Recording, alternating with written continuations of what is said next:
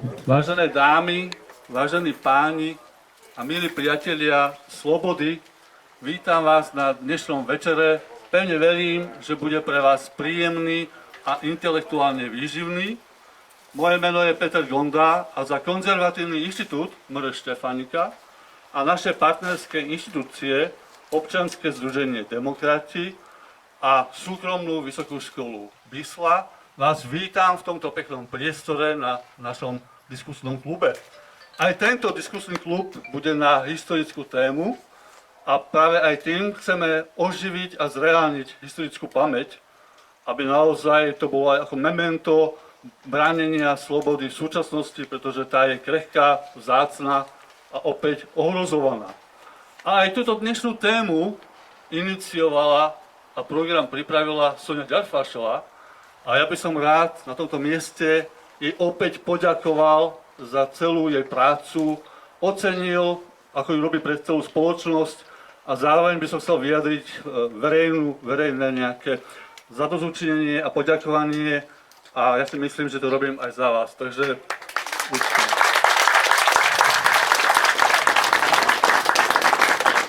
A teraz už nechcem zdržovať, dám slovo a mikrofón práve Soni a tá predstaví hostí a teším sa na diskusiu Soni s našimi vzácnymi hostiami. Nech sa páči, Soňa. Ďakujem veľmi pekne, milí hostia, vás vítame na dnešnom podujatí v tento príjemný podvečer v priestoroch záhrady a Bratislavskej vysokej školy liberálnych štúdií Bisla, ktorá je teda jedným z partnerov dnešného podujatia. A budeme si pripomínať práve 80 rokov, ktoré v útorok 26. mája uplynuli od posledných slobodných volieb pred rokom 1989. My sme tú diskusiu nazvali ako Stratené nádeje Nylonového veku. Ten pojem Nylonový vek použil poprvýkrát český spisovateľ Jozef Škvorecký vo svojej poviedke Koniec Nylonového veku a označil tak krehké obdobie medzi dvoma totalitami. Vieme, že po vojne tie nádeje a očakávania boli veľké. Vieme, že v tých voľbách na Slovensku zvíťazili demokrati. A v Čechách a v celom Československu to boli komunisti, čo neskôr predurčilo aj vývoj našej krajiny. A ďalšie slobodné voľby sa konali až o ďalších 43 rokov. My sa dnes budeme pýtať a budeme hovoriť aj o tom, prečo vlastne naša krajina podľahla tak krátko po prvej totalitnej skúsenosti, tej druhej totalite. Budeme sa pýtať, či ten náš osud po vojne bol už predurčený smerom na východ a do akej miery režiroval to dianie Sovietsky zväz. Budeme hovoriť aj o tom, či demokratické sily vôbec mohli toto celé zvrátiť, ale pozrieme sa aj na to, že čo príbeh spred 80 rokov nám môže povedať dnes. No a ja som veľmi rada, že v tejto chvíli môžem privítať našich troch hostí, ktorí prijali pozvanie. Prvým z nich je známy filmový režisér Dušan Trančík, ktorý je synom demokratického politika a zakladateľa demokratickej strany Martina Kvetka. Zároveň on sám urobil obrovský kus práce, čo sa týka mapovania osudov prenasledovaných demokratov a takisto demokratov v exile, z ktorých mnohých zaznamenal. Hovorí o tom nakoniec aj jeho posledný film Akcia Monako, takže vítame pána Trančíka.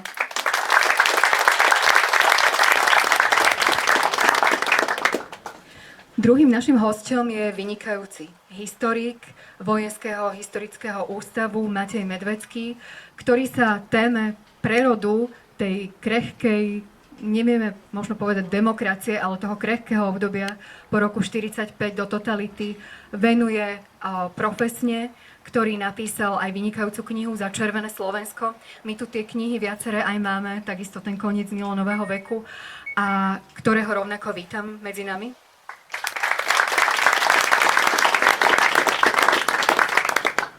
No a tú trojicu uzatvára historik a právnik z občianskeho združenia Living Memory a Ústavu pamäti národa Ľubomír Morbacher, ktorý robí mimoriadne záslužnú prácu, pretože už 10 ročia mapuje zabudnuté komunistické zločiny a mnohé témy otvoril priekopnícky práve tu na Slovensku. Takže vítame Ľuba Morbachera. Ja chcem povedať, že sú tu medzi nami aj mnohí ľudia, ktorí sú spojení s demokratickou stranou. Je tu pán Jan Holčík, ale je tu človek rovnako, ktorý je spojený s demokratickou stranou tou, ktorá vyhrala tie voľby v 46., tou, ktorá bola založená v septembri 1944. Je to účastník protinacistického aj protikomunistického odboja, zároveň väzeň dvoch totalít, človek, ktorý sprevádzal generálov Goliana a Viesta, posledný z nich. Jeho strýko Tomáš Tvarožek spoluzakladal Demokratickú stranu a on sám bol členom Demokratickej strany a v roku 1946 mal 20 rokov a boli to jeho prvé voľby, takže vítam medzi nami aj pána Branislava Tvaroška, ktorý v decembri oslavil 100 rokov a veľmi si vážime, že je tu.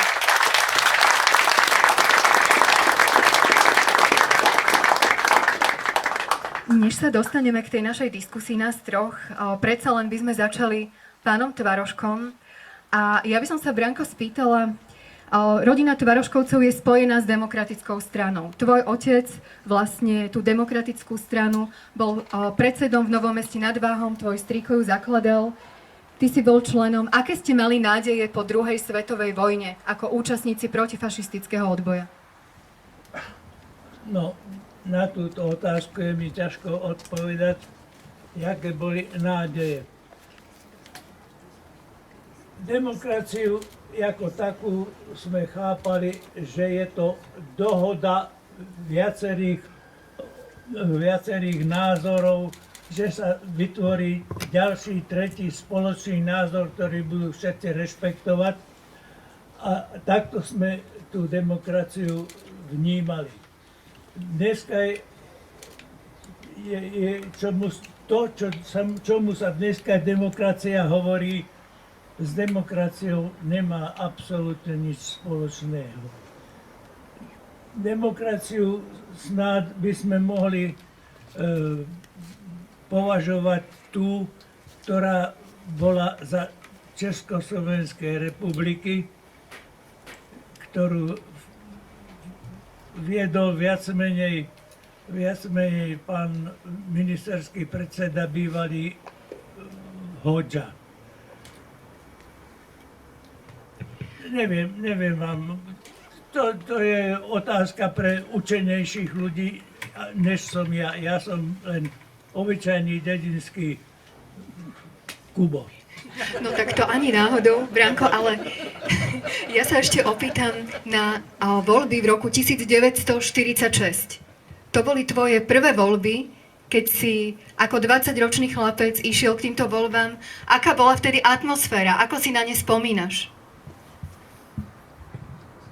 Jaká bola atmosféra?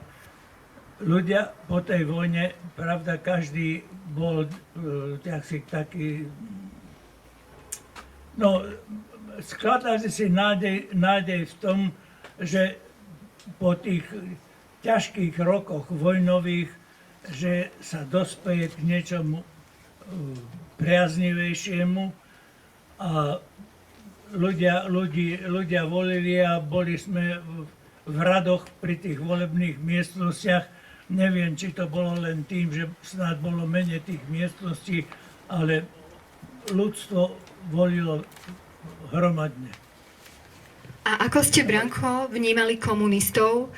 Očakávali ste, že sa môže stať to, čo sa stalo? Že tí komunisti nakoniec uchopia celú moc v štáte? Ono to bolo na 43 rokov, to boli posledné voľby, kde sa dalo z niečoho vyberať.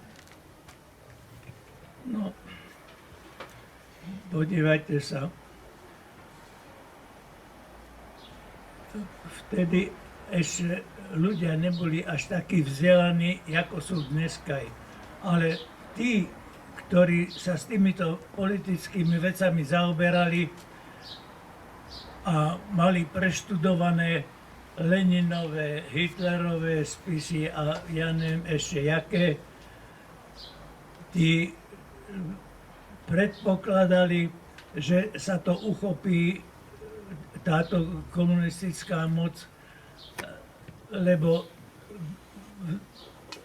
štruktúra obyvateľstva sa po tej vojne zmenila a zmenila sa z poľnohospodárskej na mešťanskú, kde teda ľudia neboli viazaní tou pôdou, ale boli takí voľnejší v myslení. A táto skutočnosť im dávala viacej, viacej pobúdala k tej sociálnej štruktúre, ktorú predstavovala komunistická strana. Asi to bolo veľké sklamanie, keď sa to stalo pre vás. No, sklamanie to bolo veľké, pretože tá komunistická strana nastúpila surovým spôsobom svoju moc a by som povedal, ožebráčila tú skupinu ľudí, ktorá tvorila a vytvorila bývalú Československú republiku a dávala aj perspektívu do budúcnosti. A toto všetko bolo, títo ľudia boli zlikvidovaní, mnohí aj fyzicky, ale hospodársky boli z nich urobení žobráci. Ďakujeme veľmi pekne.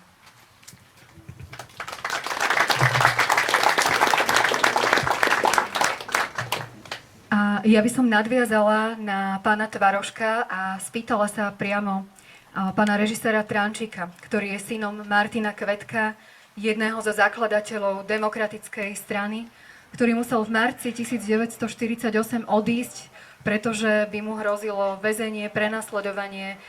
Možno by mu hrozila aj smrť. Vieme, že mnohí demokrati naozaj mali tie osudy veľmi tragické. Vy ste mali, pán Trančík, 2 roky. Necelé 2 roky, keď váš otec musel emigrovať. Ako ste sa vôbec dozvedeli o tom jeho príbehu, o príbehu Demokratickej strany? A kedy ste sa s ním poprvýkrát vystretli? Dobrý podvečer vám želám. Ja neviem, nechcem z toho robiť nejakú zvláštnu rozprávku. Je to v podstate veľmi jednoduché. Myslím si, že treba povedať, že meno Kvetko bolo v 48. naprosto zakázané. A vlastne moji bratranci v Revúcej a v Muránskej Dlhej Lúke nemohli študovať, nemohli sa ničoho zúčastňovať.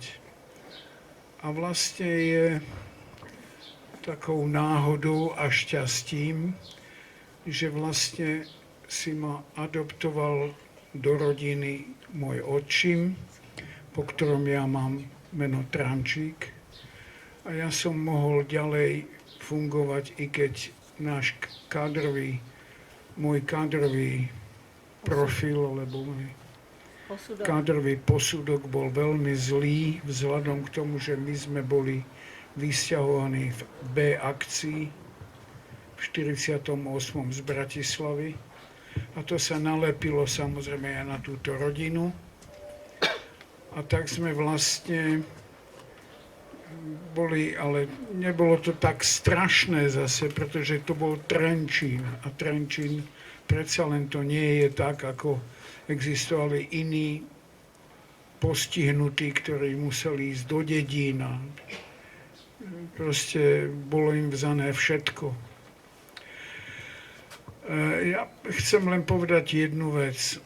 Ak by sa dneska som mal vyjadrovať o svojom vzťahu k otcovi, biologickému otcovi, tak ja som sa celú túto genézu dozvedel, až keď som mal 20 rokov. A v 68. roku, v 69. prepáčte, na Pražskú jar, som sa s ním prvýkrát stretol v Londýne. No, ten môj vzťah s ním nebol nejako politický. On sa pozrel na moje dlhé vlasy, lebo som bol mánička. Odviezol ma do prvého holíctva a dal ma ostrihať tak, jak sa slúši a patrí, a kúpil mi klobúk. Takže povedal by som, jeho vzťah otcovský začal veľmi z hurta. Potom som si kúpil takú košelu v Londýne, ktorá bola Flower Power, taká, proste mala ornamenty v sebe a on už takmer ju vyhodil oknom z toho hotela, kde sme bývali.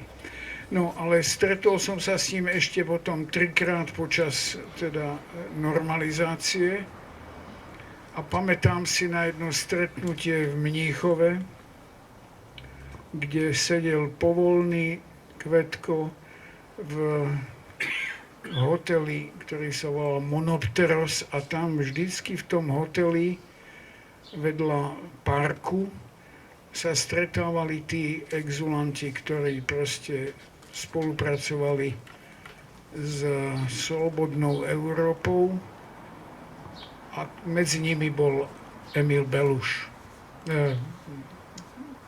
Nie Emil Beluš, Emil Beluš bol tu architekt, no ale bol Samo Beluš sa volal.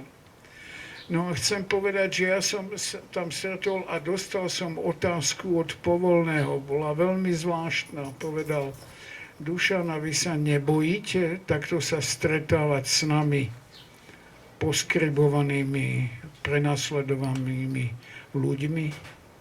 A ja som povedal, nie, no tak sa stretávam, prišiel som na kávu a zjedol som tu nejaké chlebičky, to je všetko. Potom neskôr som sa dozvedel, že práve Povolný mal kontakty s EŠTB. Takže viete, ten život je trošku zložitejší a ja by som naozaj nerád nejak sústredil na seba. Ja som to dneska Andrejovi Bánovi povedal, že ja som taký nepolitický žolík demokratickej strany. Občas to tak vytiahnu, ale so mňa nič nie je, iba to, že sa snažím, a to som sa naozaj veľmi snažil, urobiť filmy o tom, aká bola pravda, aj politická pravda v tom období.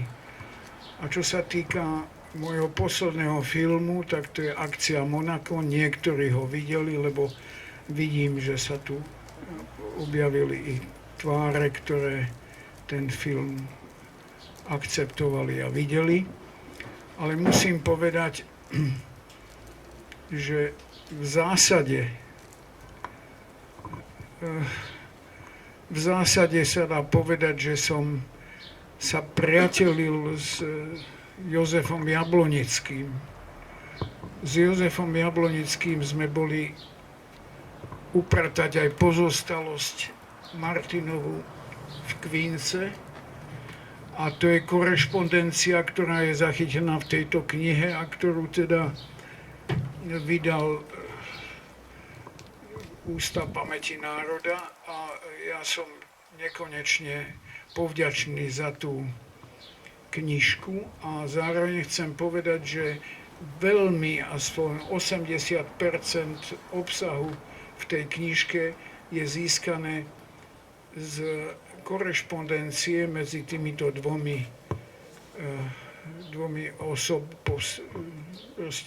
osobami, veľmi významnými osobami demokratickej strany a o tom ja vlastne viem ešte od Jablonického, pretože sme vliekli veľké 2 kufre do Cargo na letisko, aby tie kufre mohli ísť do Bratislavy a aby sa dostali vlastne tam, kam patria a aby sa z nich po spracovaní vlastne vzniklo nejaké dielo alebo niečo sa podchytilo. Ja neviem, či som veľa nerozprával, prepáčte mi. Ja musím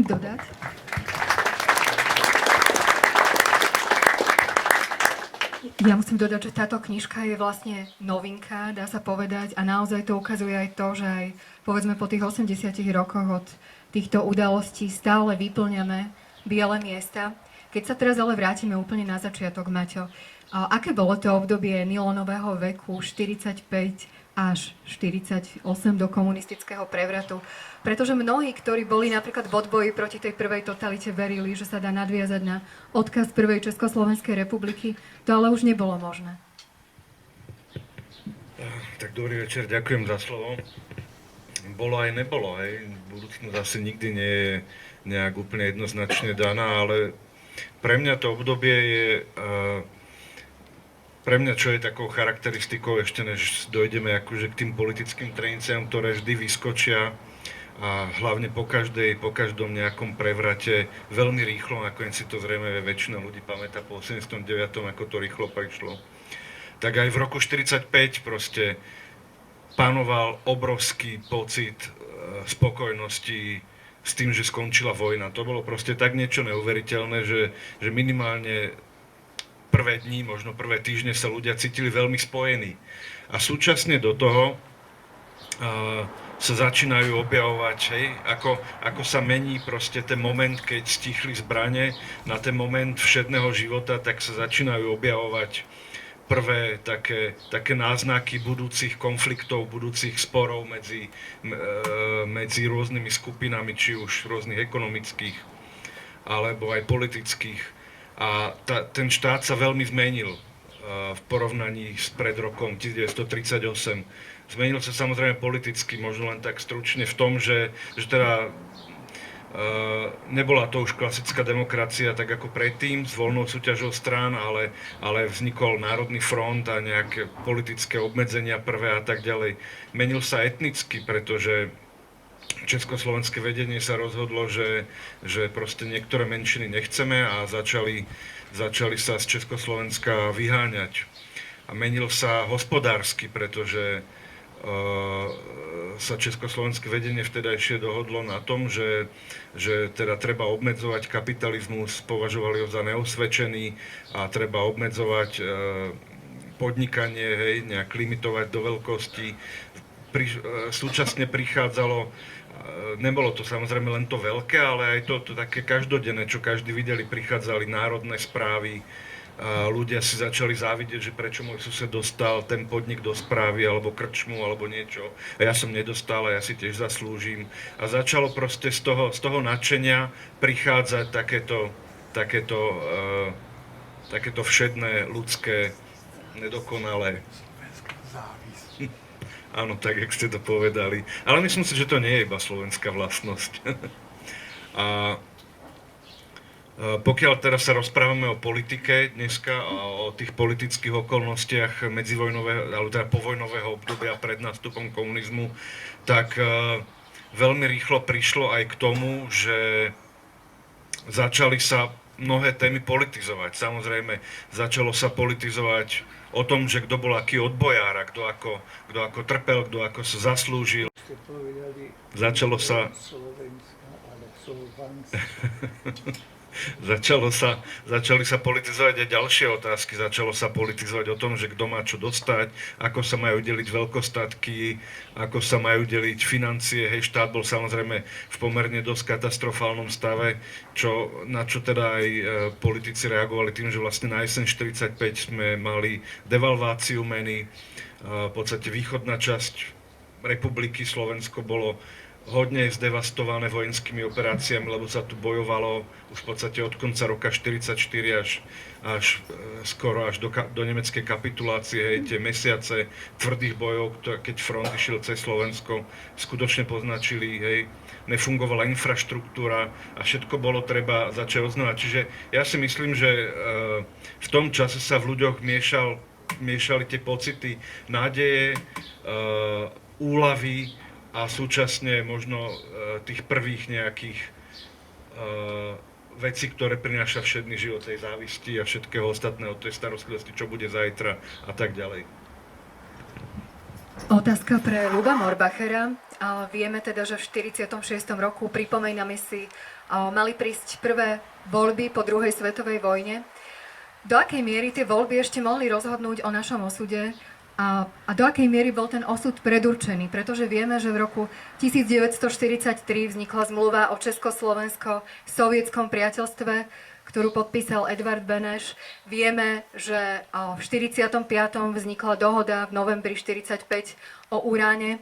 Takže sme sa dostali do takého geopolitického záujmu vlastne toho východu. Takže mohli voľby 46 ešte niečo vôbec ovplyvniť?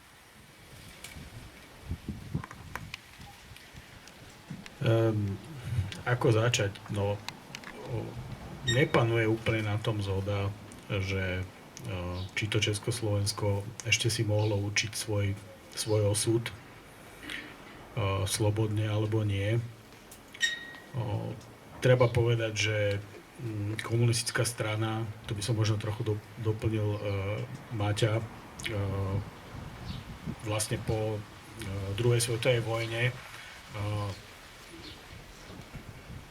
plnila nejaké zámery Moskvy, ktoré možno neboli také viditeľné medzi tými ľuďmi, ktorí boli nadšení zo skončenia vojny a týkalo sa to hlavne vlastne obsadzovania bezpečnostných zložiek. V podstate už v roku 45, 6, 7, keď tam existovali tie vlastne spravodajské zložky v Čechách, ZOB2, na Slovensku to boli tie pod povereníctvom vnútra, odbočky štátnej bezpečnosti, ktoré riadil 6. alebo 7. odbor, neskôr od 1. januára 47.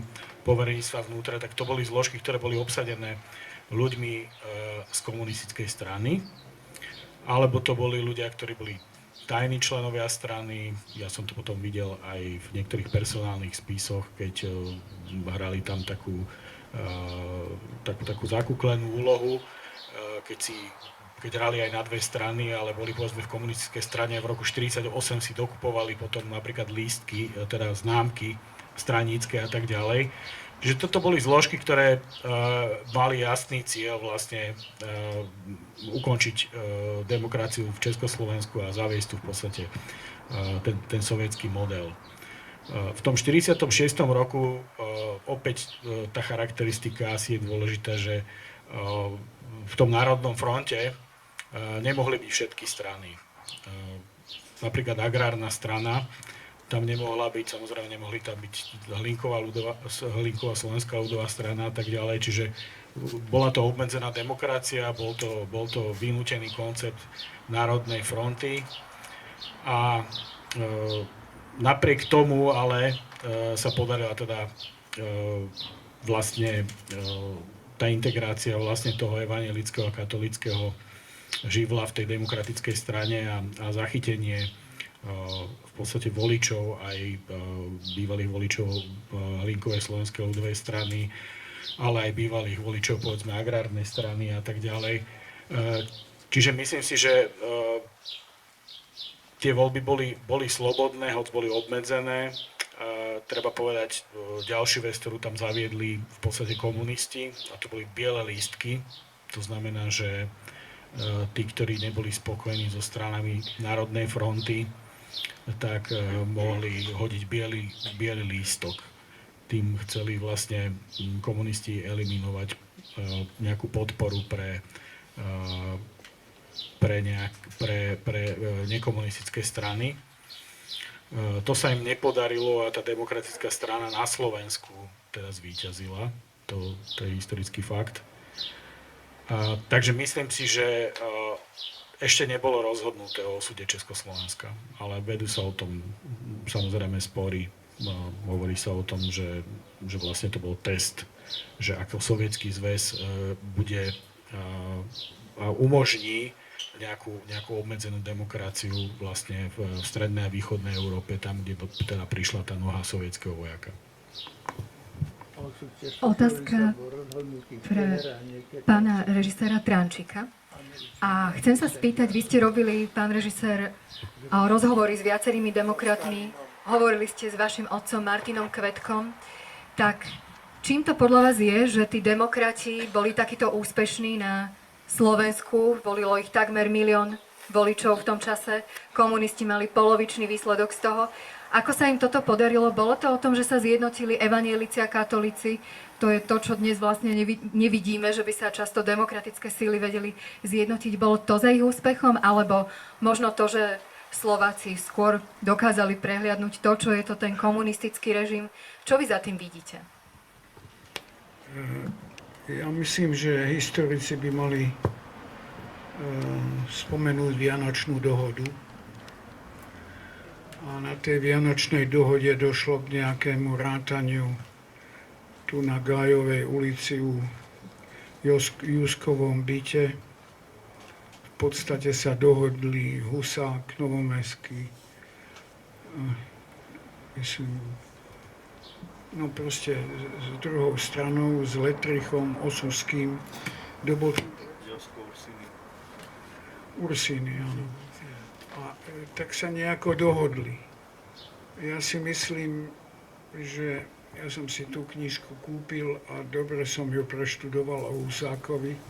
Už aj tým, že môj otec dostal avízo, či sa nechce s Husákom stretnúť a on to odmietol. A ja som sa pýtal, prečo si to odmietol? On len tak mávol briskne rukou a povedal, nemáme si čo povedať.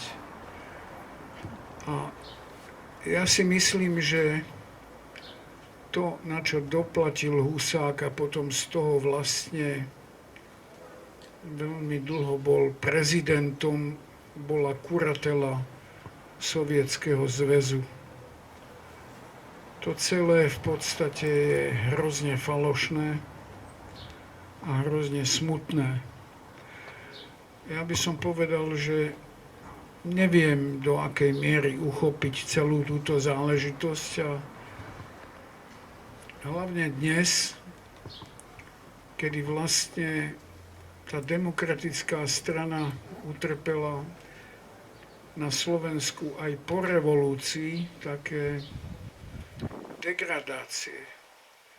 Ja som sa stretol so Šebejom a hovorím, prečo ty si zložil demokratickú stranu, že nechceš?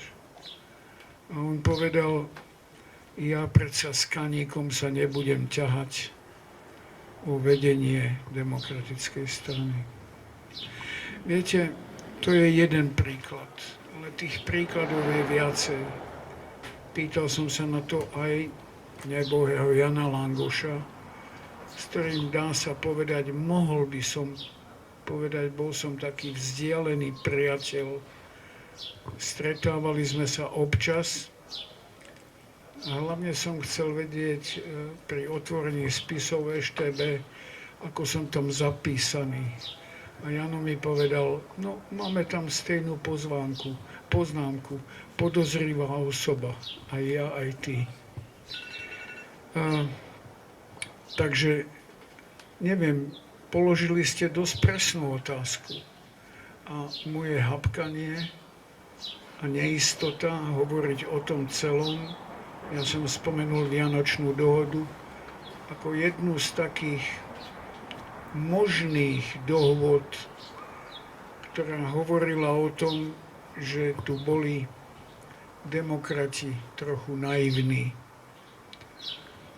a že za nimi nestál tak pevne Londýn, ako za tými komunistami stál pevne Moskva. A ja už neviem, že či je to tým, jak povedal Šimečka, že sme taký trochu obmedzenejší národ, alebo čím to je, že hovoríme o tom všeslovanskom.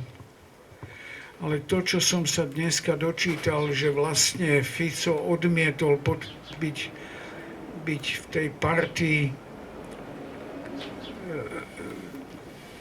štátov, ktoré žiadajú tribunál pre Putina, tak to mi hovorí asi toľko, že neviem, čo tu pohľadávam na Slovensku ďalej. Ja možno nadviažem, ja som si pripravila taký citát Jana Masaryka, keď hovoríme o tomto období a hovoríme vlastne o tých príklonoch a smerom na východ, tak Jan Masaryk si v roku 1947 zapísal: Nie sme ani oponou, nie sme ani mostom, Svet od nás očakáva, že budeme seizmografom na pomedzi sopečnej ríše a našou úlohou je byť na stráži a zaznamenávať každé pohnutie povrchu. Nové erupcie ako kedysi sa nesmú opakovať. To je úloha veľká. Budeme sa snažiť zhostiť sa jej s odsťou. Na nej závisí celá naša budúcnosť. Vrátim sa ešte k tým voľbám, Ľubo. Hovorili sme o tom, že komunisti naozaj v Česku a v celom Československu v podstate vyhrali. A čím to podľa teba je, že tie demokratické strany v Čechách nedokázali nejakým spôsobom dosiahnuť taký úspech ako demokrati na Slovensku? A že tí komunisti vlastne takto dokázali osloviť? No, v Čechách tie strany nevytvorili takú jednotnú platformu ako demokratická strana.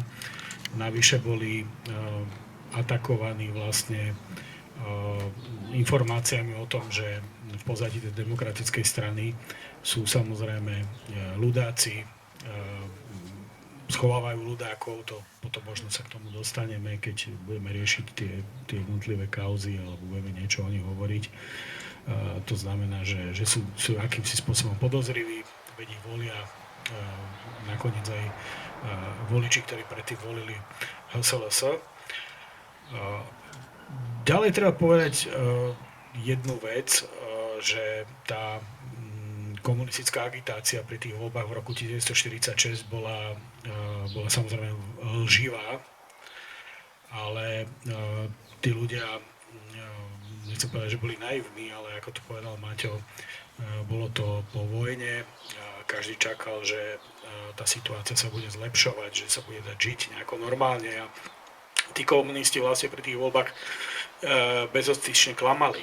Oni uisťovali vlastne živnostníkov, drobných podnikateľov a tak ďalej, že práve tieto predchádzajúce strany, ktoré národne socialistická a ďalšie, že sa spoja s veľkým predtým sa spojili s veľkým kapitálom, že nezastávajú ich záujmy a tak ďalej.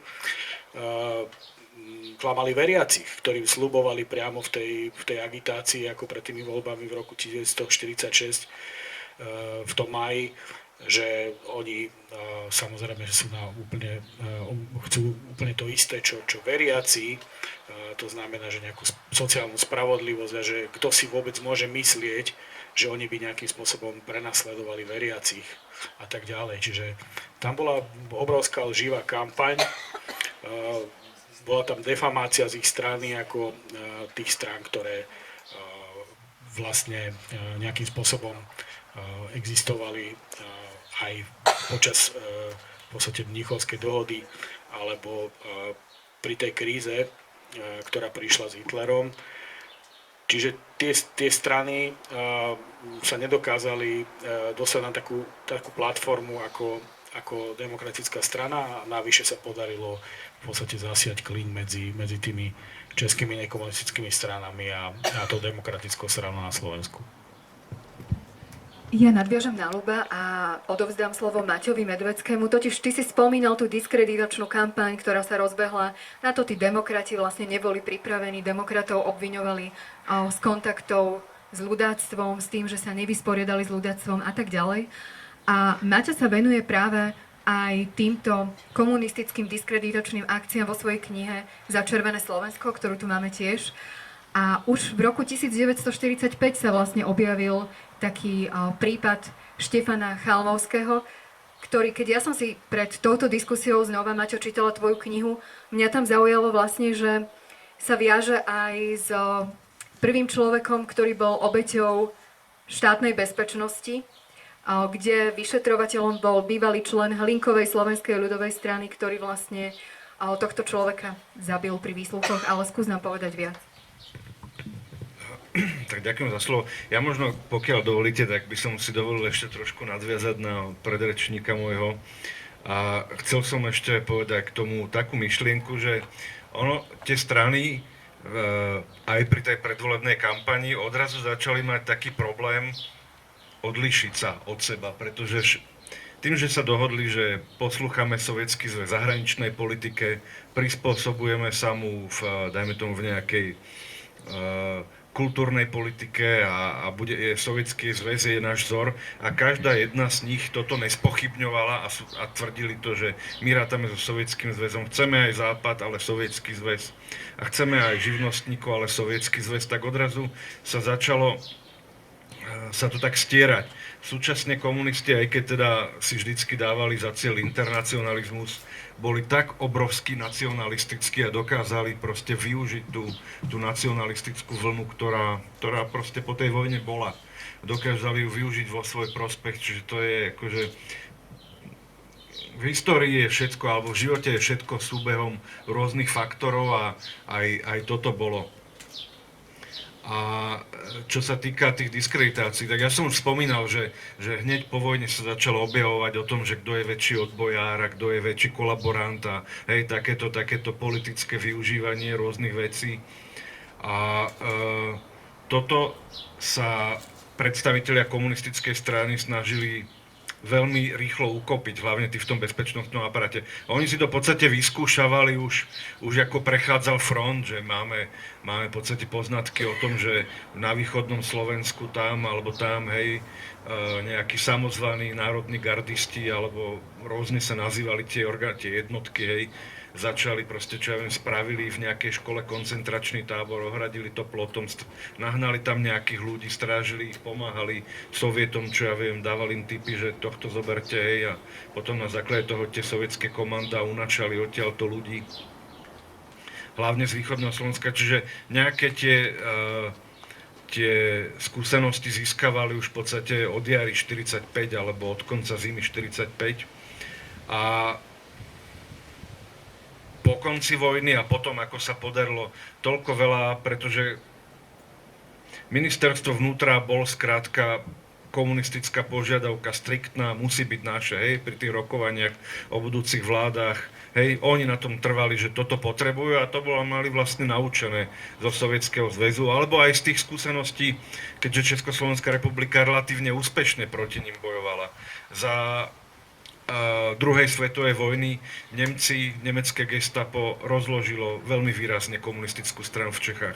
Na Slovensku ani nehovorím, ako sa to darilo, hej. Jedno ilegálne vedenie za druhým sa zatýkalo. Čiže vedeli, že toto je nástroj, ktorý oni dokážu veľmi rýchlo využiť proti svojim politickým oponentom a využiť pritom skúsenosti aj svojich protivníkov, hej, keď môžeme to úplne na rovinu povedať. A nielen teda svojich súdruhov, ale aj svojich protivníkov a skutočne to aj začali robiť. Od roku 1945 dokázali, tak ako Sonia spomínala, ten prípad Štefan Chalmovský, z malej nejakej takej bunky nespokojných príslušníkov Hlinkovej mládeže, jeden človek prechádzal odtiaľto do Nemecka, stretával sa teda s tou vznikajúcou ľudáckou emigráciou, nosil nejaké informácie, ale súčasne to nebolo až také, pretože nosil rovnako, aj keďže tam bola bieda, tak nosil odtiaľto šaty, listy, čo si tí ľudia medzi sebou so svojimi rodinami písali. Pašoval nejaké jedlo, cukor, alebo čo bolo treba tam v Rakúsku, v Nemecku toho bolo málo. Čiže a z tohto dokázali vytvoriť obrovskú skupinu, v podstate s desiatkami pomaly, neviem, či tam nebolo dokonca až do 100 tých členov, ktorých potom pozatvárali a už len hľadali, že kto by mohol mať nejaké spojenie na demokratov. V podstate úplne od začiatku sme s tým konfrontovaní. Ja keď som robil ten výskum ešte pred vyše 10 rokmi k tej knihe, tak toto bolo fakt vidieť. Potom hneď sa na to nadviazalo prípadom šoféra jedného demokratického politika, u ktorého našli nejaké proľudácké letáky a hneď sa hľadalo, hneď sa vyšetrovalo, že či o tom vedel aj daný, myslím si, že to bol Miloš Bugár, ktorého šoféra to našli. Čiže hneď sa hľadalo, či Bugár o tom vie, či je možnosť prísť za Bugárom pekne s pútkami, dostať ho do väznice policajného riaditeľstva, kde vtedy sídla vlastne kúsok odtiaľto, sídlil aj 7. odbor poverenstva, alebo 6. ešte vtedy odbor poverenstva vnútra. a tak ďalej, hej. Tie už potom, keď sa človek im dostal do rúk už v tomto období, tak jak Sonia spomínala ten prípad toho Tibora Benkoviča, vlastne chceli od neho, kto bol, kde sú zbrane a tak ďalej. Oni aj tí komunisti tomu čiastočne verili, že nebolo to len čistý kalkul, ale tomu aj čiastočne verili, že skutočne tu po Slovensku chodia nejaké biele gardy, ktoré ich budú prepadávať a strieľať po nich a tak ďalej, hej, že viac menej to korešpondovalo aj s tou ideológiou komunistickou, hej, že nakoniec aj mnohí ministri, známy je Julius Ďuriš, ktorý bol ministrom a ktorý aj po februári 48 hovoril, že takto to nemalo byť, malo to byť poriadne, tak jak sa slúši na revolúciu, mala tu byť streľba, mal tu byť boj, mali sme, hej, že v zásade tí ľudia tomu verili, čiže keď aj niekoho bili, tak ho bili viac menej mnohí aj s presvedčením, že určite nám to tají, určite to len nechce povedať, hej, a malo to bohužiaľ veľmi, veľmi neblahé následky. Ja by som možno takú perličku trochu povedal, ktorá možno svedčí skôr o takej kontinuite vlastne ako aj personálnej, mentálnej. Ten spomínaný Štefán Chalmovský, ktorý bol teda spájaný s demokratickou stranou na jej diskreditáciu, teda v tom období, tak o niekoľko desaťročí neskôr, dokonca tu pomerne blízko, v roku 1973, bol spáchaný atentát, alebo pokus o atentát na ministra spravodlivosti Slovenskej socialistickej republiky, ktorý sa volal Királ. A no veď dopoviem. Štefán Chalmovský, áno. A teraz tento minister spravodlivosti Slovenskej socialistickej republiky, to bolo v januári 1973, čo sa stalo. Na ministerstvo tu blízko spravodlivosti prišiel jeden elektrikár, ktorý utrpel úraz a nebol mu prizvaný dôchodok, aby som to skrátil, a trpel krivdou a tak ďalej. Nakoniec prišiel s priemyselnou výbušninou s tým, že chce zjednať nápravu a odpálil sa v tom januári 73 vlastne v predsieni kancelárie ministra spravodlivosti, tohto Királiho. Zomrel tam tajomník jeden, bol vážne zranený šofér ministra, ale ten minister v podstate to prežil, ohluchol, myslím, čiastočne na chvíľu a potom samozrejme štátna bezpečnosť spustila obrovskú akciu, kde chceli zistiť, že k tomu pomáhal a tak ďalej.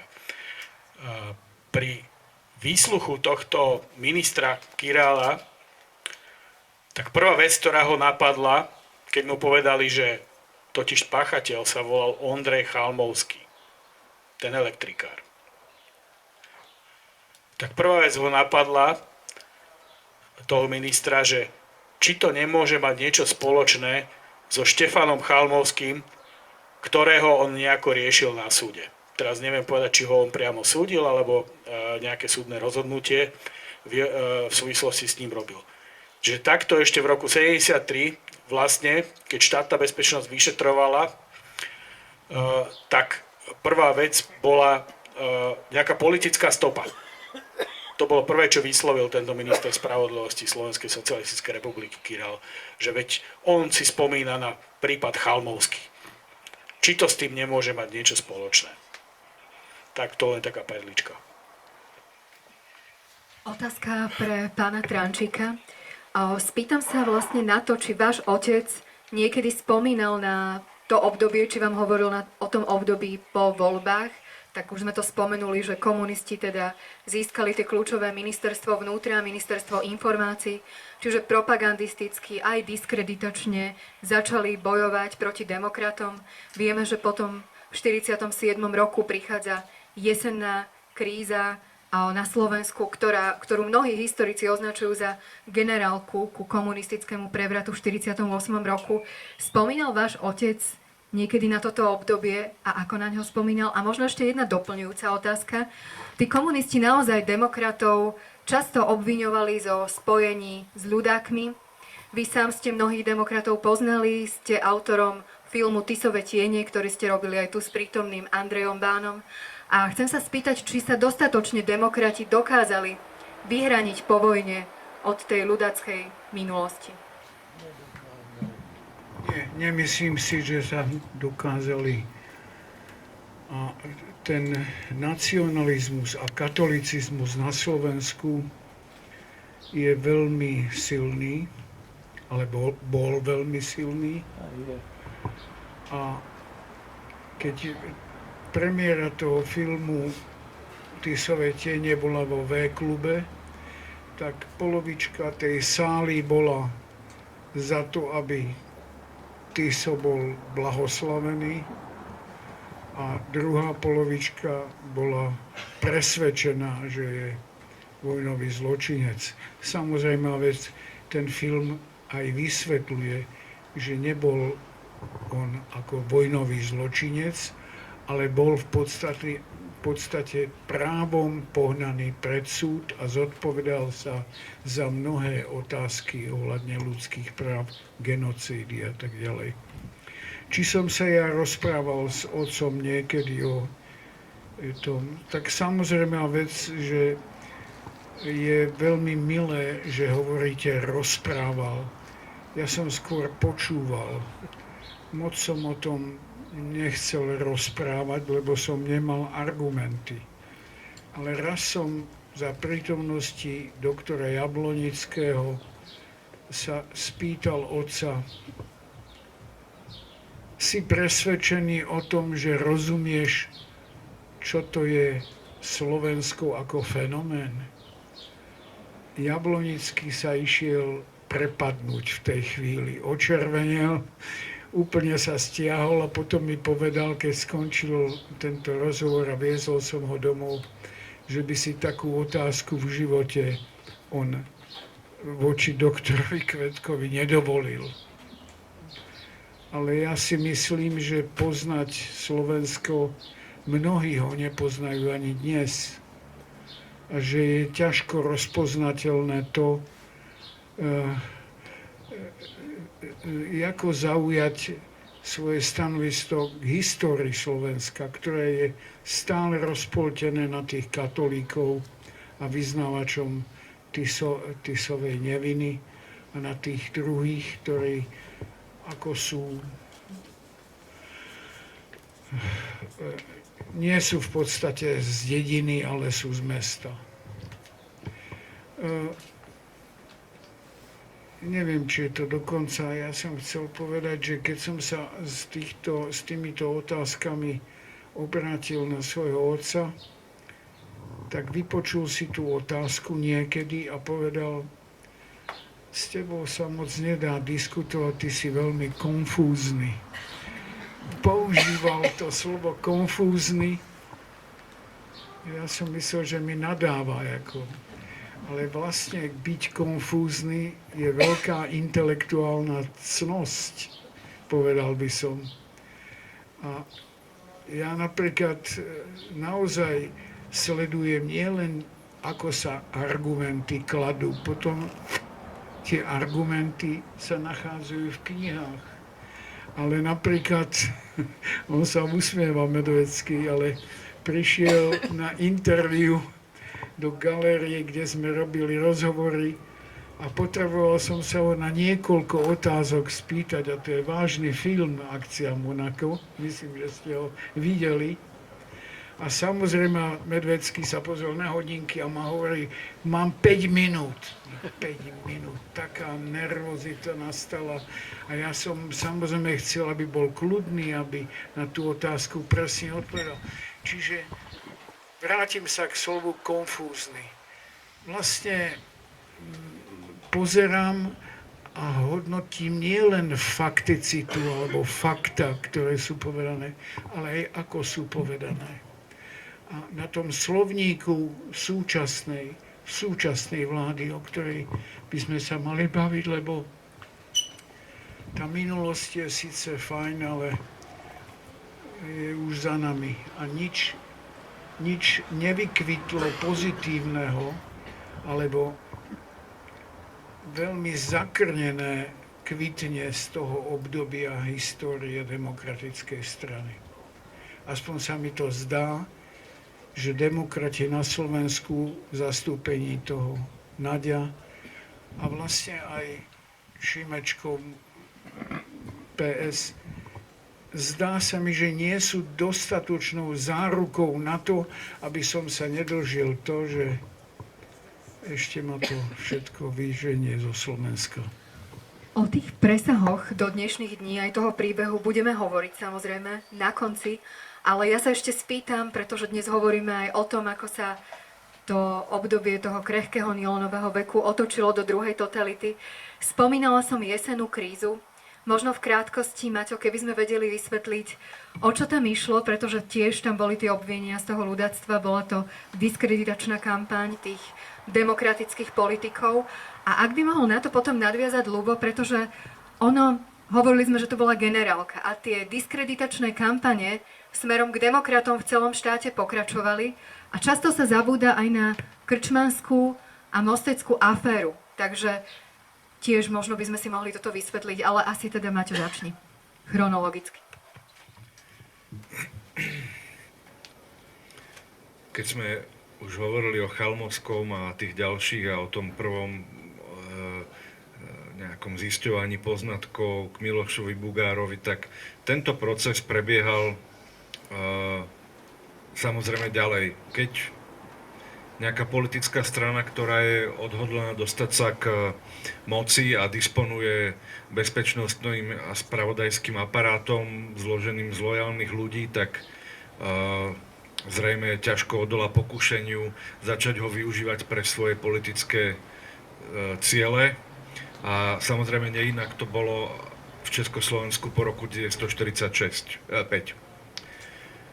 Na Slovensku to bolo o niečo komplikovanejšie, pretože povereníkom vnútra sa po dlhých rokovaniach stal generál Ferenčík, ktorý sa nehlásil ku komunistom, ale ktorý sa ukázal byť ako politik pomerne slabý.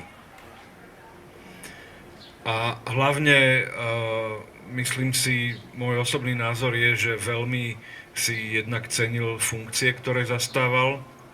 Či už predtým to bol námestník ministra obrany do roku 1946 a potom teda tú funkciu poverníka vnútra. A veľmi bol citlivý na to, aby nebol spájaný proste s ľudáckym režimom, s fašizmom a tak ďalej. A na druhej strane, ako povereník dostával samozrejme informácie od svojich podriadených, vrátane tých spravodajských a bezpečnostných štruktúr na poverenstve vnútra, kde títo sa teda hodne sústreďovali na boj proti teda ilegalite, nejakej bielej ilegalite, alebo teda čiernej ilegalite. Rôzne sa to označovalo skrátka proti nejakej ľudáckej ilegalite, proti spojeniam s Ďurčanským, ktorý sa snažil byť veľmi aktívny v zahraničí a snažil sa veľmi strhnúť na seba pozornosť rôznymi výkrikmi aj smerom k Slovensku. Napríklad aj pri voľbách Ďurčanský vyzýval, aby ľudia hádzali tie biele lístky do volieb, hej. A toto všetko vytváralo taký ako dosť výbušný koktail, na ktorý Ferenčík reagoval. A od toho roku 1946 potom aj demokrati začali byť, povedzme, minimálne niektorí začali byť ostrejší, hej, že stretávame sa s tým, že na tie komunistické neustále útoky začali ráznejšie reagovať, dokonca sa na stránkach tlače poprvýkrát objavuje teda, že ale tak mali by sme si držať od tých sovietov trošku viac odstup, že nie je to dobre, čo sa tu deje, hej, poďme si vlastnou cestou. Veľmi nesmelo, ale začína sa to objavovať a o to viac potom komunisti v bezpečnostnom aparáte začali hľadať tie spojenia. A ja som to, myslím si, pomerne obšírne popísal, keď som sa snažil to zachytiť čo najdetailnejšie, ale aby som to veľmi tak stručne zhrnul pre potreby tejto diskusie, v priebehu toho roku 1947 sa skutočne podarilo odhaliť niekoľko osôb, ktoré, dajme tomu, vykonávali nejaké ilegálne aktivity a bezpečnostný aparát okolo nich začal vytvárať vytvárať, alebo začal ich doplňať o ďalšie a ďalšie osoby a začal z nich vytvárať to, čo potom vstúpilo do dejín ako slovenská jeseň, alebo teda tá politická kríza v roku 1947. Oni, v podstate mnohé z toho boli náhodou. Jednak návšteva Rudolfa Komanderu, ktorý navštívil Bugara a Kempného. Samozrejme, že z iniciatívy viac menej svojej, ale bol to ľudácky kuriér, ktorý prešiel niekoľkokrát na Slovensko a späť. A keďže tá emigrácia ľudácka žila v takej ako keby bubline, dneska by sme povedali, hej, väčšinou v Bavorsku alebo teda v Rakúsku a mali taký svoj vlastný svet, svoje vlastné vnímanie, a ktoré nie úplne korešpondovalo s tou realitou slovenskou. Tak on sa snažil nadviazať tie kontakty, oni ho tí politici aj odmietli. Ale v zásade to tak fungovalo, že keď ste prišli na sekretariat Demokratickej strany, požiadali ste napríklad o stretnutie s tým ktorým politikom, tak oni mali také, by som to nazval, konzultačné hodiny, kedy sa stretávali s občanmi, to proste patrilo k tej politickej práci. Hej. Rovnako podarilo sa komunistom do jednej skupiny, ktorá bola v Žiline, ktorá ale nemala nič spoločné s Komanderom ani s inými ľuďmi, ktorých Komandera navštívil. Podarilo sa túto žilinskú skupinu spojiť s tamojším sekretariátom oblastným Demokratickej strany v Žiline, kde zase ale napríklad spomínaný Matej Josko mal nad nimi taký trošku dohľad a tento aj potom tam išiel riešiť. Bola tam veľmi dramatická situácia na tamojšej odbočke štátnej bezpečnosti. No a potom ešte jedna ďalšia skupina.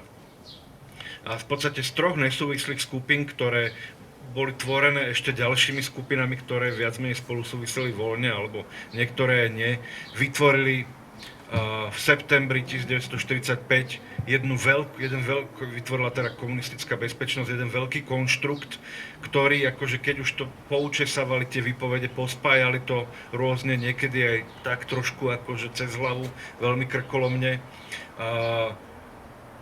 Ale skrátka, keď človek čítal, dajme tomu to trestné oznámenie už dané prokurátorovi, alebo potom prokurátorom neskôr, alebo teda hlavne to trestné oznámenie, ktoré išlo z polície na prokuratúru, tak tam to nejaký zmysel dávalo, hej. A toto, keď sa potom dostalo vyššie, tak boli skutočne aj teda českí politici zhrození, že to fakt, tu máme na Slovensku takú obrovskú ľudáckú skupinu, tých zatknutých tam bolo asi 700 ľudí, čiže to bolo skutočne veľká skupina. A samozrejme dneska pri pomalom historickom výskume to vieme rozlišiť, že čo tam bol všetko za balast, ale keď tí manažeri štátu zahltení inými vecami, politickým bojom a tak ďalej, tak proste a ešte do toho samozrejme jedna vec bola tá bezpečnosť, ale druhá vec, jak tu aj bolo spomenúť, jak si spomínala, to ministerstvo informácií, okamžite začala sa na to nabalovať propaganda, že to nebolo len jedna vec, ale rôzne zložky štátu začali pod vládou komunistov teda pracovať na tom, aby to bolo využiteľné.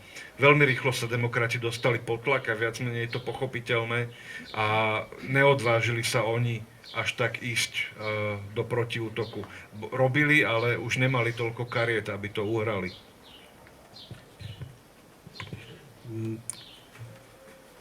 K tomu, čo povedal Maťo, áno, presne, to možno len tak veľmi stručne zarancujem, že smerovalo to samozrejme k Jánovi Kempnému, Milošovi Bugárovi a ďalším, a malo ich to diskreditovať, ale čo je, tam boli fantastické obvinenia, s tým prišlo poverenectvo vnútra, s tým, že vydalo vlastne správu o tom, že tu je nejaké protištátne sprisahanie, ktoré usiluje o atentát na Eduarda Beneša, na obnovenie vlastne ľudáckeho režimu a tak ďalej. Ale čo je dôležité ešte povedať, tak to je to, že tá štátna bezpečnosť v podstate, hoď ešte nebol rok 1948, tak sa chovala ako po roku 1948. A k tomu máme dokonca svedectvo, môžete si to potom aj nájsť, vlastne stenoprotokol zo schôdze Národnej rady, kde na tie praktiky, že akým spôsobom boli vypočúvaní tí ľudia v tejto kauze alebo afére. Máte správne spomenul, že 707 ich bolo, že akým spôsobom sa s nimi zachádzalo. Ja vám môžem prečítať, to nie je dlhé.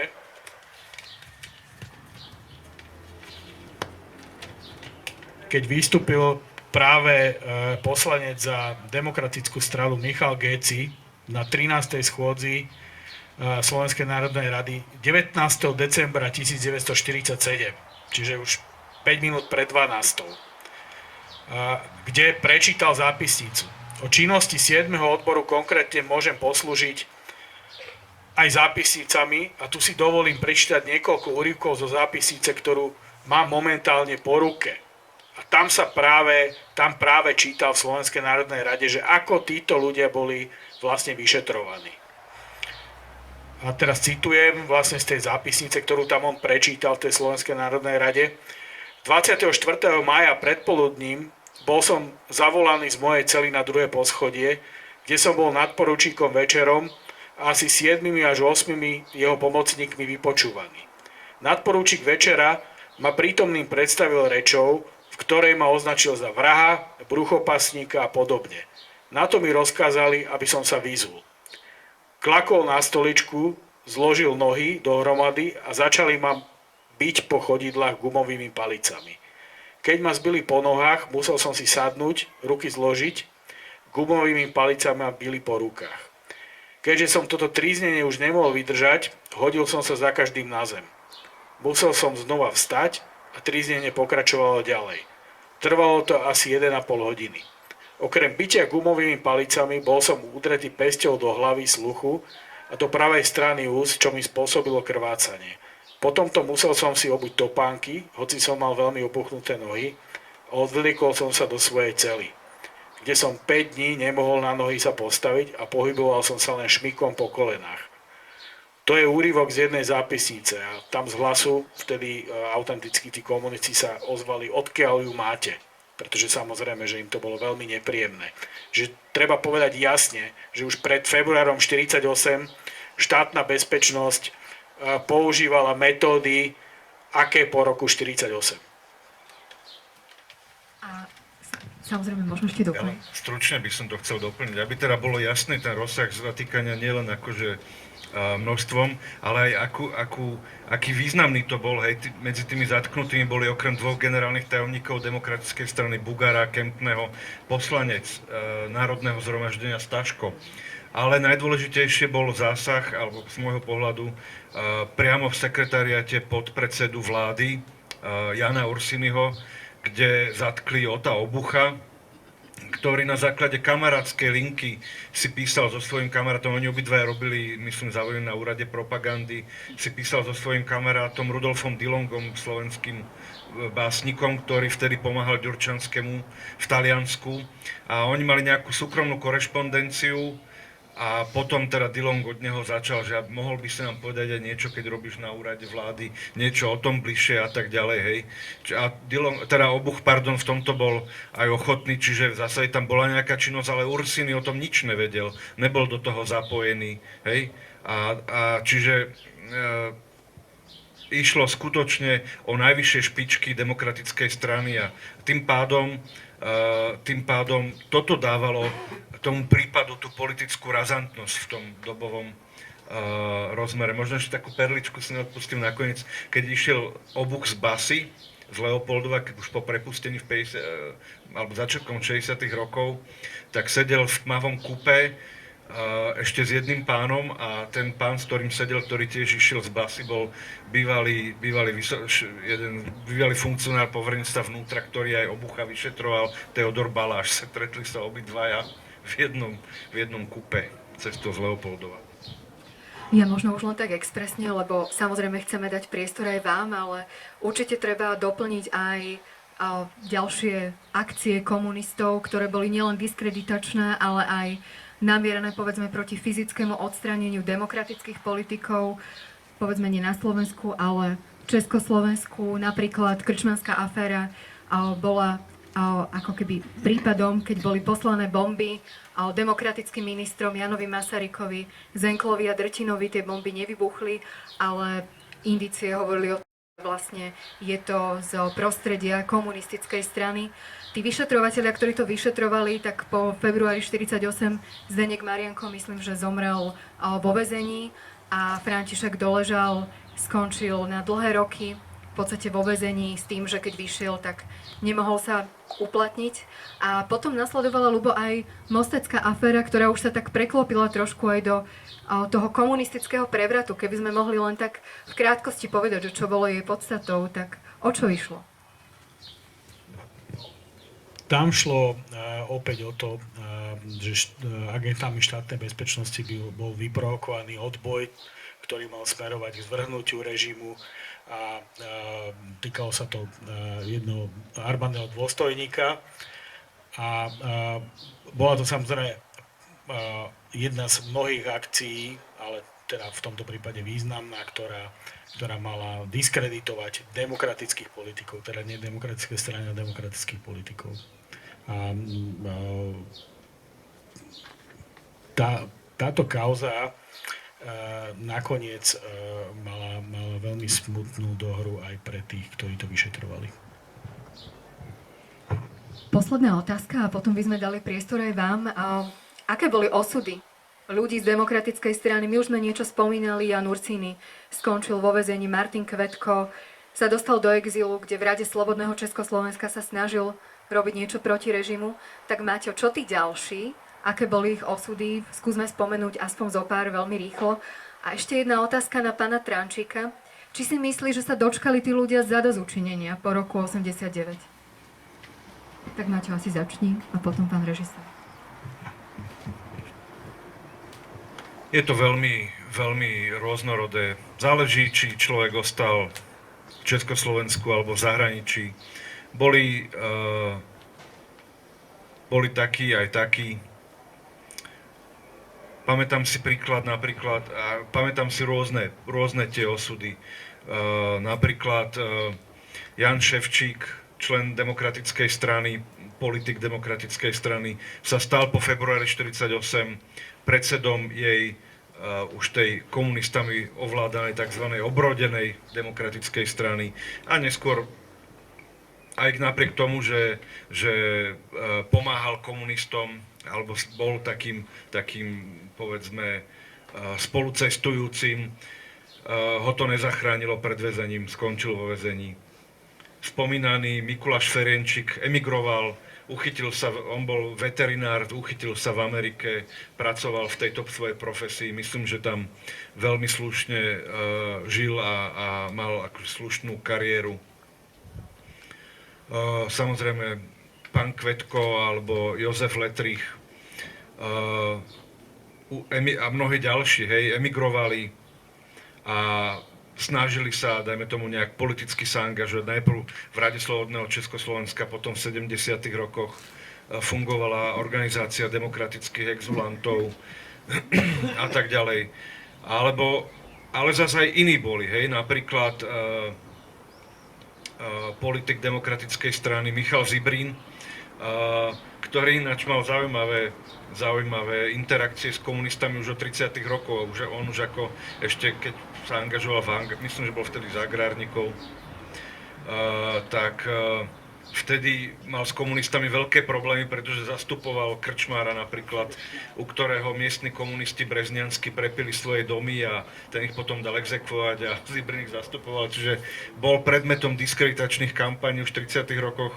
A tento Michal Zibrin, ktorý potom aj vystupoval dosť ostro protikomunisticky, sa začal angažovať po emigrácii,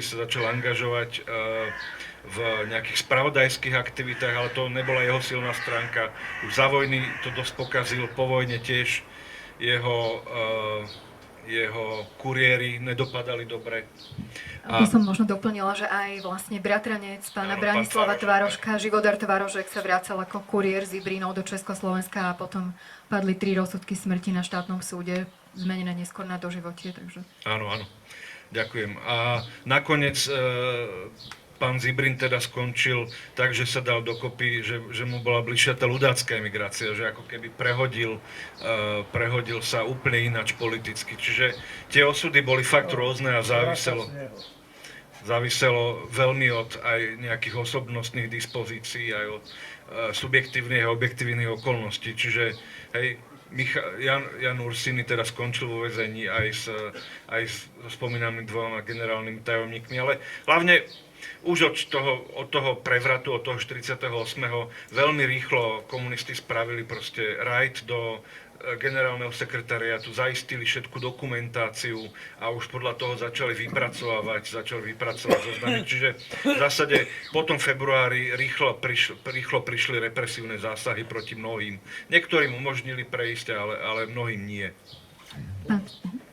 Tomu malé doplnenie, že vlastne tesne po februárovom prevrate, tak samozrejme, že väčšina tých politikov demokratickej strany pochopila, že je vo veľkom ohrození, takže sa snažili emigrovať. Napríklad Jozefovi Letrichovi sa to podarilo a tam bol uverejnený vtedy nejaký článok, ktorý ho parodoval, že člnkoval na Morave a tak ďalej. Ale v podstate ide o to, že ešte v tej prvej fáze, tesne po februári, napríklad Klement Gottwald mal názor, že nech idú kľudne. Ale následne veľmi rýchlo bol usmernený vlastne Sovietmi a Zorinom, že nie je takto, že tí ľudia musia byť postupne zaistení, súdení a poslaní do väzenia.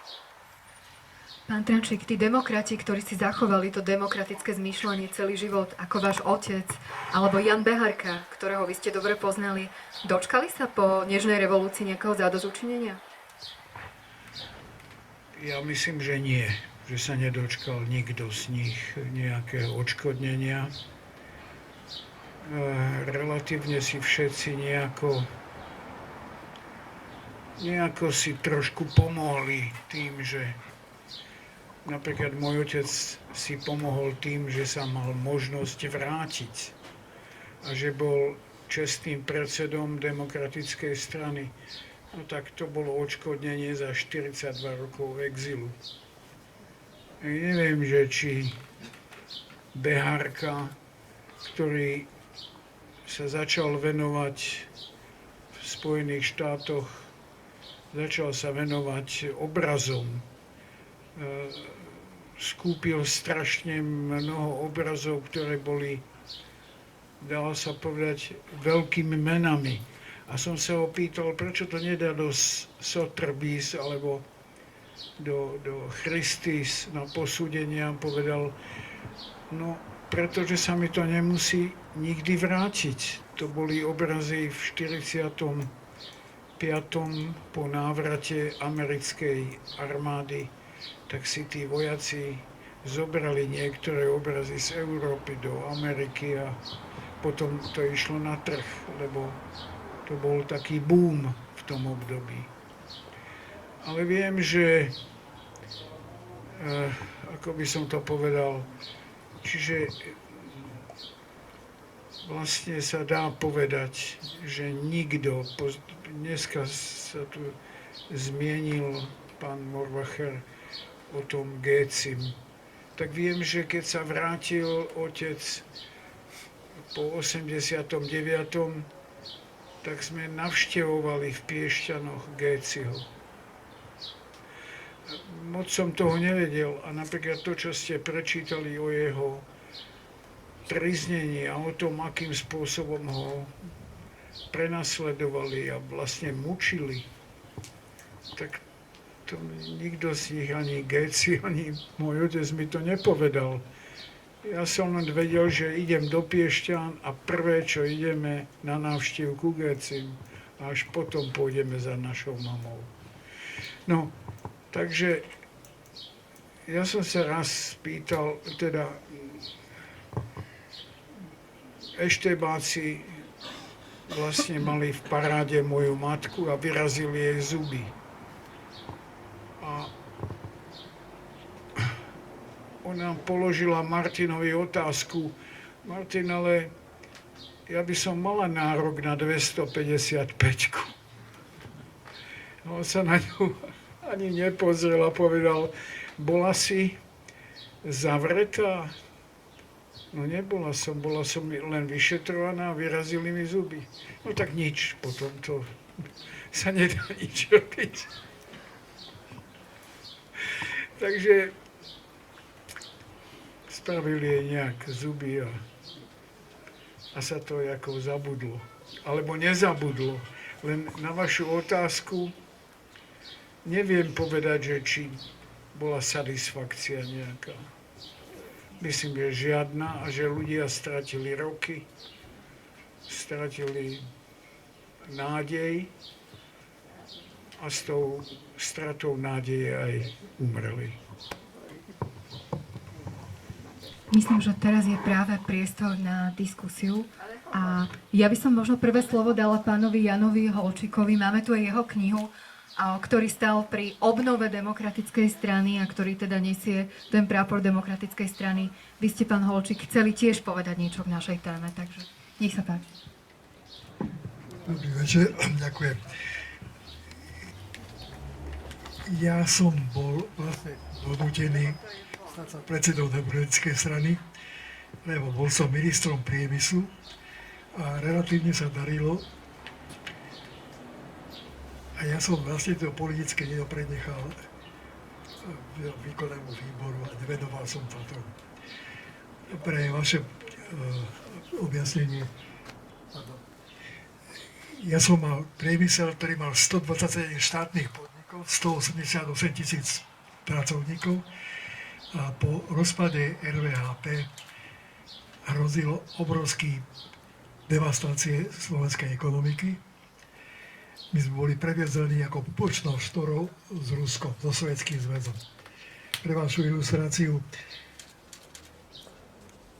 73% surovín sme dovážali do Sovietskeho zväzu a 72,3% nášho exportu Československo išlo naspäť. To bola pupočná štora. Naše podniky boli vyslovene závislé, napríklad textilky. Nemali sme bavlnu, nemali sme metanol a tak ďalej a tak ďalej. Tak ja som sa venoval prednostne ekonomike a nevenoval som sa politike. Ja som bol veľmi sklamaný v priebehu tých 2 rokov vo vzťahu s českými partnermi, ktorí nechceli akceptovať tú myšlienku. Ja som žil v tej ilúzii našich predkovcov, doktora Kvetka, doktora Letricha, že Slovensko bude rovnocenným partnerom českého národa. Bolo to potvrdené, vlastne bola to zrada Pittsburghskej dohody z roku 1918, kde sa zaviazali predstavitelia českého národa a slovenského, že tu vzájomný vzťah bude rovnocenný. Bolo to popretie neskôr košického vládneho programu, kde to bolo jasne deklarované. A ja som mal nesmierne problémy s mojimi vterajšími federálnymi ministrami Dlouhým, Klausom, ktorí nechceli akceptovať rovnocennosť a vždy presadzovali ten tzv. Centralizmus. A bohužiaľ to sa prejavilo aj v tých voľbách. V 92, keď demokratická strana dostala len 4,4%, nevedeli sme presvedčiť slovenských občanov, aby nadviazali na našich predchodcov, ktorí boli tak úspešní v roku 1946. Veľmi pekne ďakujeme. Neviem, či páni chcú niečo dodať, alebo prípadne, či má niekto aj nejakú otázku ďalšiu alebo doplnenie.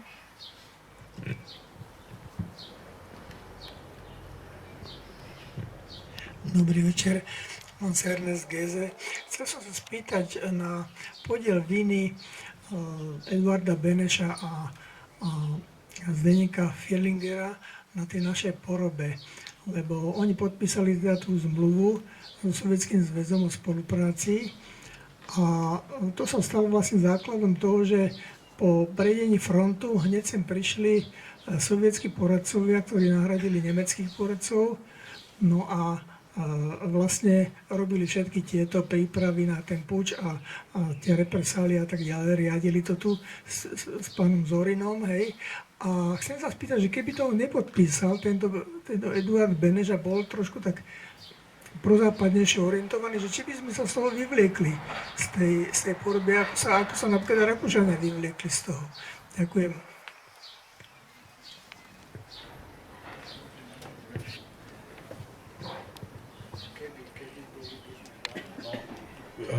Keby. Áno, presne tak. Jednoducho majú na tom spolu zodpovednosť celkom určite a to, že vlastne aj tá vláda do Košíc nemohla prísť ako funkčná a že bol košický vládny program, ktorý vlastne nastavil celý tento muster sovietský. Veď on nebol použitý len v Československu, on bol použitý napríklad aj v Pobaltí. Áno, Národný front a takéto štruktúry. Čiže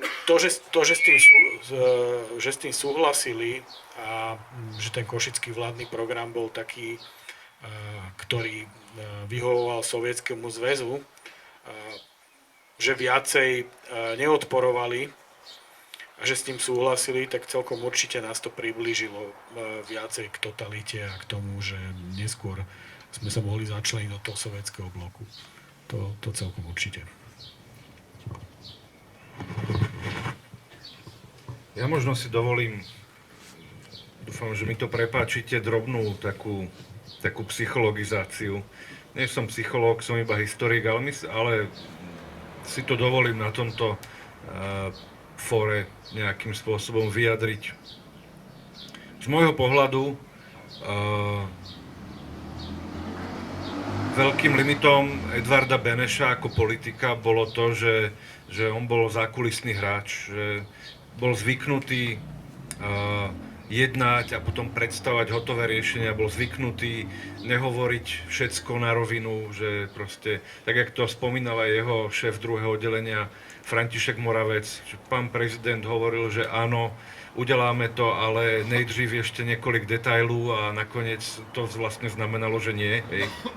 A tak ďalej. Čiže jeho veľkou slabinou ako politika, ktorý mal veľmi výrazný vplyv na smerovanie Československa aj pred vojnou a obzvlášť po vojne bolo práve toto, že on si myslel, že týmito zákulisnými dohodami bude to schopný nejakým spôsobom kočírovať, ale nepodarilo sa mu to ani v roku 1938 a ani po roku 1945 alebo v priebehu vojny sa mu to nepodarilo a myslím si, že častokrát si väčšiu úctu na ďalších generácií vyslúžia ľudia, alebo politici, ktorí sú ochotní jasne prezentovať svoje stanovisko a nejakým spôsobom dať národu víziu, a keď už na to príde, aj ísť na barikády. A to Edvard Beneš nebol. Ak dovolíte, jednu poznámku. Ja si myslím, že tento prehnaný záujem Sovietskeho zväzu o Československu mal aj inú pointu. Viete veľmi dobre, že koniec vojny Amerika spustila 2 atomové bomby na Hirošimu a Nagasaki.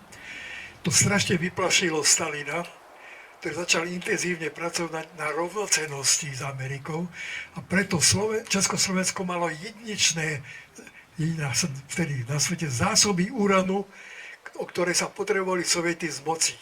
Preto ten vplyv politický na Československo bol enormný. Ja si pamätám, ako študent som pracoval na družbe, to boli desiatky vagónov denne uranové rudy, ktoré chodili cez ČOP do Sovietskeho zväzu. Takže myslím, že aj tento geopolitický rozsah mal obrovský vplyv na politický vývoj v Československu. Nakoniec aj to, čo bolo vlastne pripísané tomu Ottovi Obuchovi, tak to bolo to, že od Jana Ursiniho sa z materiálov z rokovania vlády dozvedelo v bezpečnostných opatreniach pri ťažbe uránu. Ona tu pravda nebola, ale toto tam tiež hralo rolu. Pri tom, ako chceli diskreditovať demokratickú stranu. Ja musím ešte povedať, že veľmi pekne ďakujeme za tú poznámku, lebo naozaj 65 000 ľudí potom pracovalo v tých uránových baniach a tak ako pán Tvarošek tu prítomný, väčšina z tých ľudí sa nejakého zadozučinenia vlastne v tej slobodnej dobe ani nedožila. Takže ja si rovnako myslím, že toto veľmi ovplyvnilo osud Československa po druhej svetovej vojne. Neviem, či máme ešte nejaké otázky. Je tu ten priestor? Ja by som sa chcel spýtať Samozrejme. takú drobnú poznámku, že otec mi vždy hovoril, že komunisti sa dostali k moci za to, lebo oni po tých slobodných voľbách posledných ovládli všetky tzv. Silové ministerstva. A oni si vytvorili vlastnú armádu, čo bolo rozporné. A vznikli tam takéto... Vznikla tam tá možnosť potom toho tzv. Víťazného Jaguára, ktorý vlastne zlikvidoval už všetko. A to sa urobilo protiústavne. Že aký je váš názor na toto? Lebo podľa mňa toto bolo popri tých sovietských agentoch, ktorí sem vtrhli ešte s tým tzv. Oslobodením, tak potom to pokračovalo, eštebáci sa vytvorili a v 46. dostali komunisti ako do vienka všetky silové rezorty a mohli si robiť, čo chceli.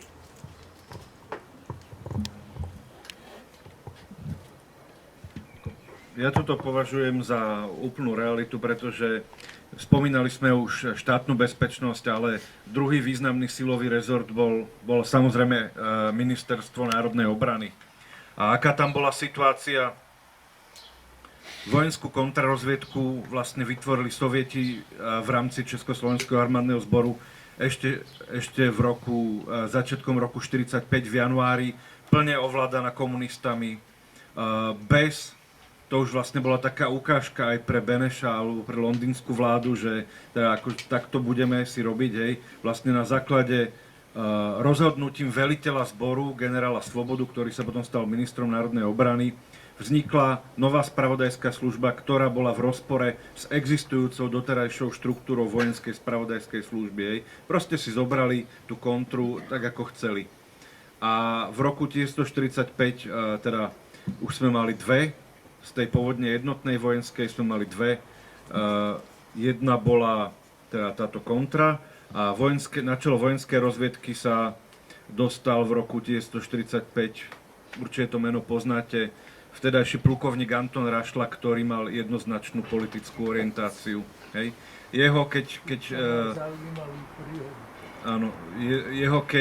Keď odstúpil z tejto funkcie po nejakom čase v roku 1946, tak bol opäť vystriedaný človekom, ktorý vlastne prišiel z tej kontry. Tam už si tá Rajcinová kontra si už rovno dosadila svojho veliteľa, aby to celé mala pod kontrolou. Hej. Čiže, a rovnako aj osvetoví dôstojníci. Hej.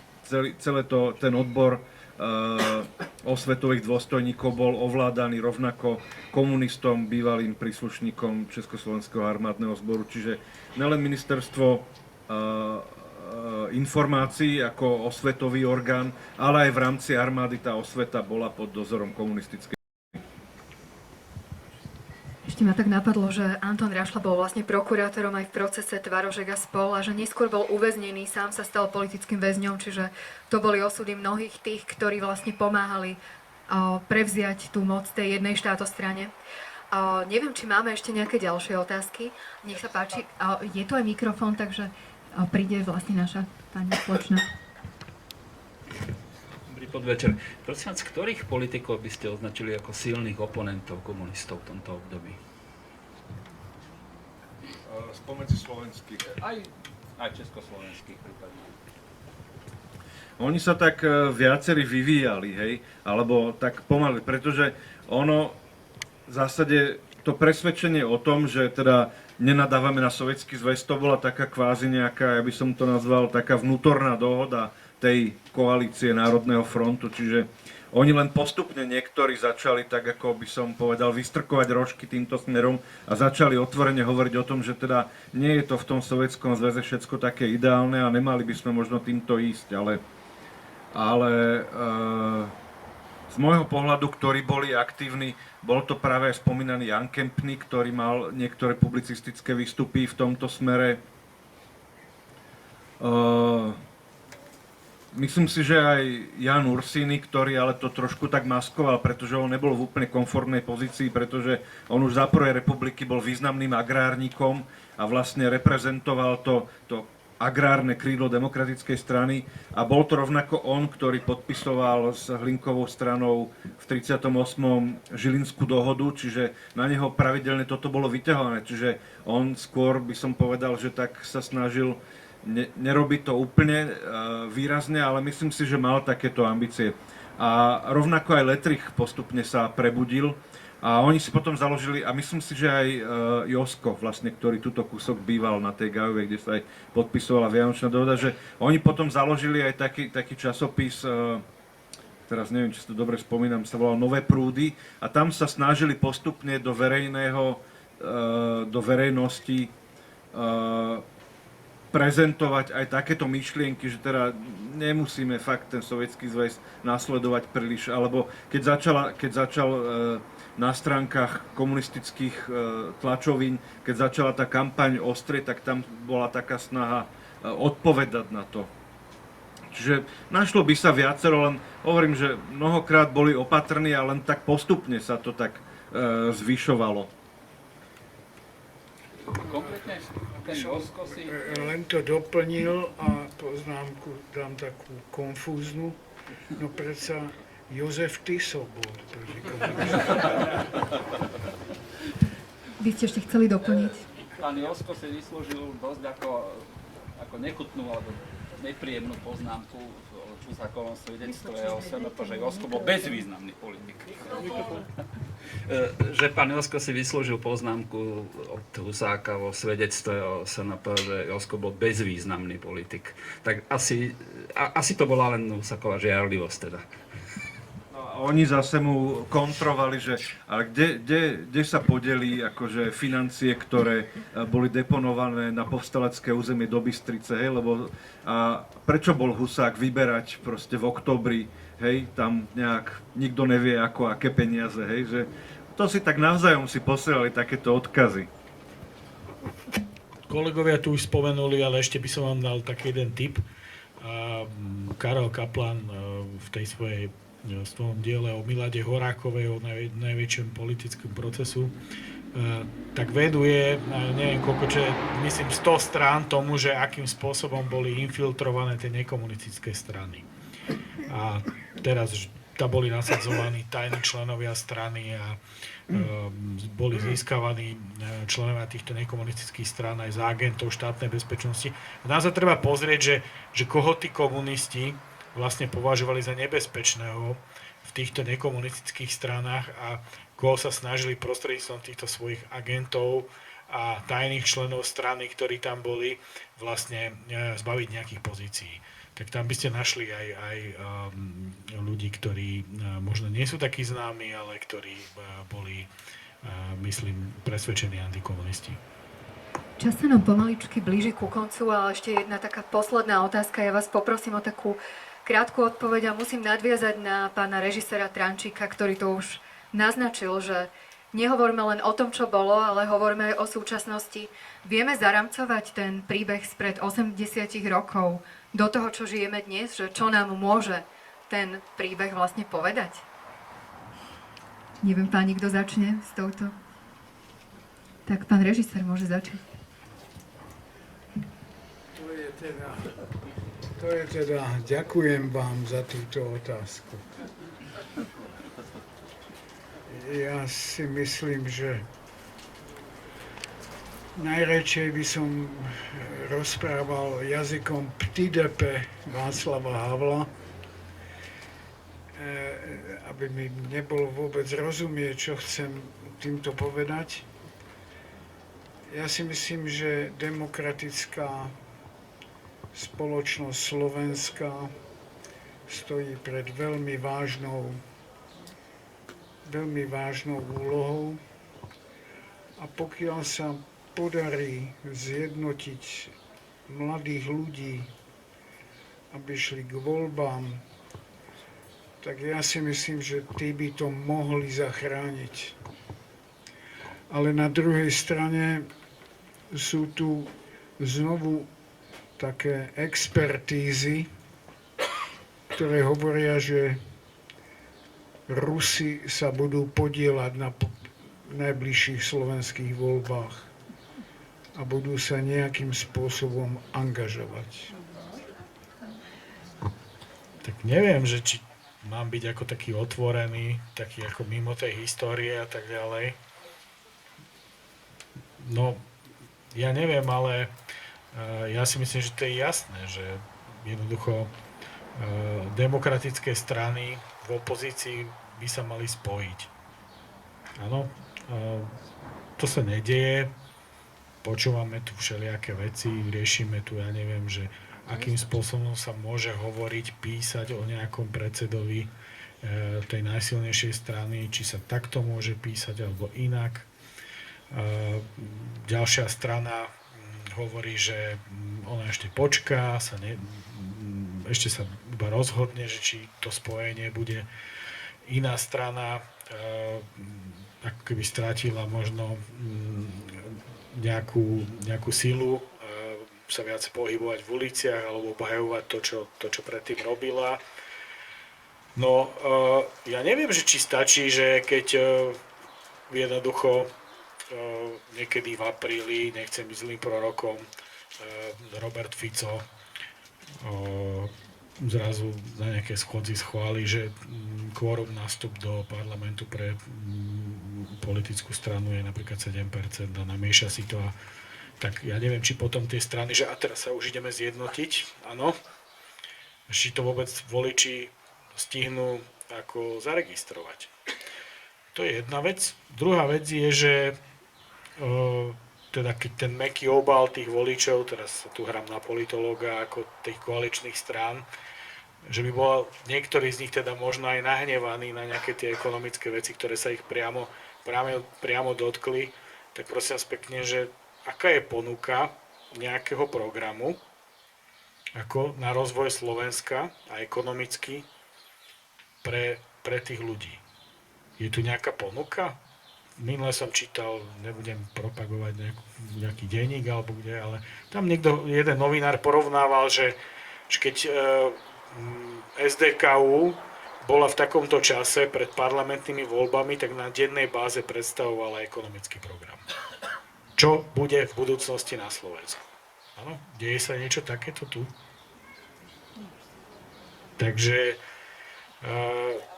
ja neviem, že čo bude ten game changer, že zastavenie eurofondov? Možno, a možno ani nie. Takto to skončím.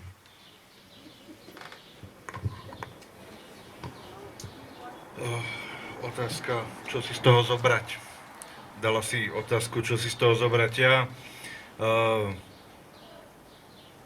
Ja by som si z toho najradšej zobral, alebo ja by som to tak vnímal, že rád by som videl, aby si ako poučenie historické z tohto obdobia niekto zobral, niekto, kto chce viesť túto krajinu, to, že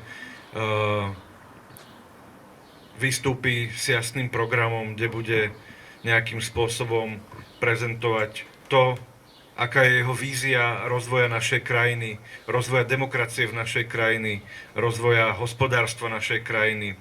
A zaviazal sa, že v nejakom horizonte 4 rokov volebného cyklu alebo 8, keby sa darilo, je schopný naplniť približne toto a toto zo svojich predstav, aby tá vízia bola jasná, aby skrátka sa nehralo stále len na nejaké parciálne, drobné, tu teraz to, a aby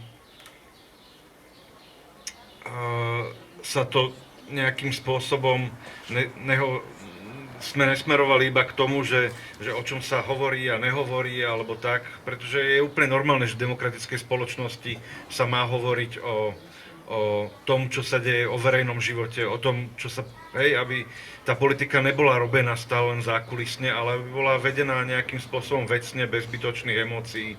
A pretože tie emócie neprospeli ani demokratickej strane po roku 1945, alebo prehnané emócie. Ďakujeme veľmi pekne, no ja by som si želala, aby sa naši politici inšpirovali z toho idealizmu, ktorý mali tí pôvodní zakladatelia demokratickej strany, ktorí chceli robiť veci pre krajinu, nie sami pre seba, takže snáď sa takých politikov aj dočkáme. No a ja v tejto chvíli ďakujem našim dnešným hosťom, režisérovi pánovi Dušanovi Trančíkovi,